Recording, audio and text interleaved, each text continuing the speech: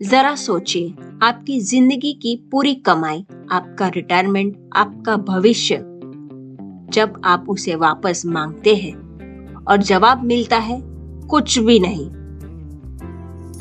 इसी एक पल में दुनिया का सबसे बड़ा फाइनेंशियल फ्रॉड दम तोड़ देता है।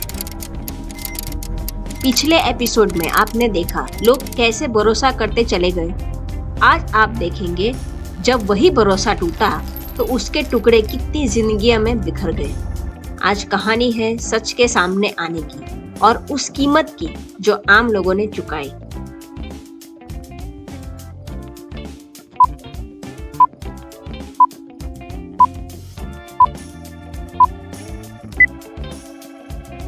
साल 2008 ये सिर्फ एक साल नहीं था, ये एक डर था। बैंक्स गिर रहे थे, मार्केट्स टूट रही थी और हर इंसान के मन में एक ही सवाल था, मेरा पैसा सुरक्षित है या नहीं। ऐसे वक्त में लोग रिटर्न्स नहीं मांगते, लोग सिर्फ अपना पैसा वापस चाहते हैं। बर्नी मैडॉफ के इन्वेस्टर्स ने भी वही किया। एक साथ फोन आए, एक साथ रिक्वेस्ट आए, लेकिन पॉन्जी स्कीम में एक कड़वी सच्चाई छुपी होती है। पैसा कमाया नहीं जाता, सिर्फ घुमाया जाता। और जब सब एक साथ मांग ले तो देने के लिए कुछ बचता ही नहीं। दिसंबर 2008 की एक रात एक पिता अपने ही घर में सबसे बड़ा सच बोलता है। बर्नी मैडॉफ अपने दोनों बेटों से कहता है, ये सब एक पॉन्जी स्कीम था।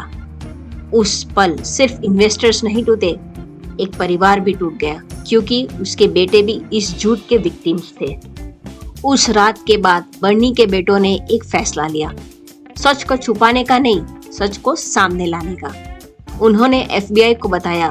24 घंटे के अंदर बर्नी मैडॉफ गिरफ्तार। जांच में जो सामने आया वो सिस्टम को हिला देने वाला था। कोई ट्रेडिंग नहीं, कोई इन्वेस्टमेंट नहीं, सिर्फ कागजों पर बने हुए रिटर्न्स। कोर्ट में बर्नी मैडॉफ 11 क्रिमिनल चार्जेस का सामना करता है। फ्रॉड, मनी लॉन्ड्रिंग, परजरी, और पहली बार वो झूठ नहीं बोलता, वो गिल्टी मान लेता है। 2009 में फैसला आता है, 150 साल की जेल, इतिहास की सबसे सख्त सजा। लेकिन सवाल वही रहता है, क्या इससे नुकसान पूरा हो सकता है? 65 बिलियन डॉलर्स।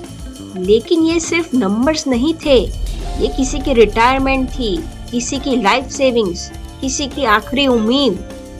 कुछ लोग इस सदमे से कभी उबर ही नहीं पाए। ये स्कैम पैसों का नहीं था, ये भरोसे की हत्या थी।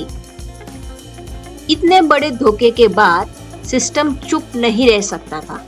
रूल्स बदले गए, चेक्स कड़े हुए, ट्रांसपेरेंसी बढ़ाई गई, क्योंकि एक बात साफ थी, अगर सिस्टम नहीं सीखेगा तो हिस्ट्री खुद को दोहराएगी।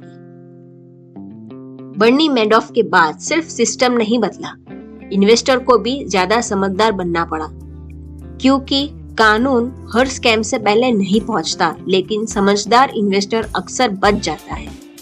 मार्केट से अलग गारंटेड रिटर्न, ये कोई अपॉर्चुनिटी नहीं, ये वार्निंग है। बर्नी मैडॉफ चला गया, लेकिन स्कैम्स नहीं गए। इसलिए याद रखिए, गारंटेड रिटर्न्स कभी गारंटी नहीं होता। अगर ये कहानी आपको थोड़ा भी सोचने पर मजबूर करे तो लाइक करें, शेयर करें और कमेंट में लिखिए अवेयर इन्वेस्टर। धन्यवाद।